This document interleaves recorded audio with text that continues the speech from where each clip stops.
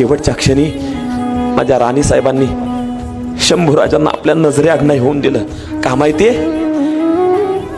तो काळतोंड यमदेव आम्हाला कधी घेऊन जाईल ठावे म्हणी नाही, म्हणून माझ्या लेकराचा पराक्रम आम्हास पुढे जाऊन पाहता नाही येणार. पराक्रम जरी नाही पाहू शकलो तरी आम्ही आमच्या बाळराजांचं बालपण आम्ही आमच्या या डोळ्यांनी पाहू, असं मनोमन राणी साहेबांना वाटायचं. लई नटवायच्या दादा शंभूराजांना. कधी थंडी आली तर त्यांच्यासाठी स्वतःच्या हाताला कानटोपी शिवायची, त्यांचा गंध पावडर करायचा.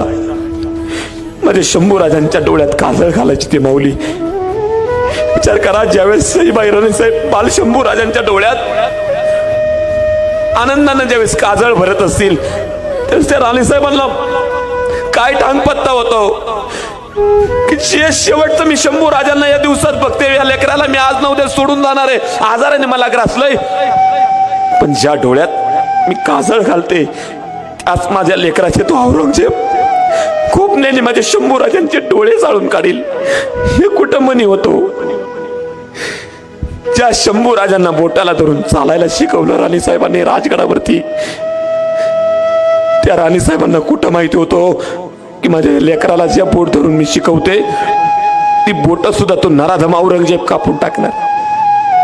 अरे जी वाढलेली नख दादांनो राणी साहेबांनी कापली असतील तर त्या राणी साहेबांना काय माहित रे, तो औरंगजेब माझ्या शंभूराजांची नख सुद्धा पकडीत धरून उपसून टाकणार आहे. प्रचंड यातना दादांना कळलं माझ्या राणी साहेबांसाठी, एवढ्यासाठी की जेवढं बघून घेता येईल शंभूराजांना तेवढं बघून घ्यायचं. जीव थरथर कापत होता, अंगात तेवढा प्राण नव्हता. राणी साहेबांचं आगमन पुन्हा राजगडावरून, राजगडच्या पायथ्याला पाली दरवाजाच्या पाली गावामध्ये एक वाडा आहे, पालवाडा म्हणून इतिहासात त्याचा उल्लेख आहे. गडावरचा आता गारवा सुद्धा राणी साहेबांना सहन होईना, म्हणून त्या पालवाड्यामध्ये दादांना माझ्या राणी साहेबांना ठेवण्यात आलं.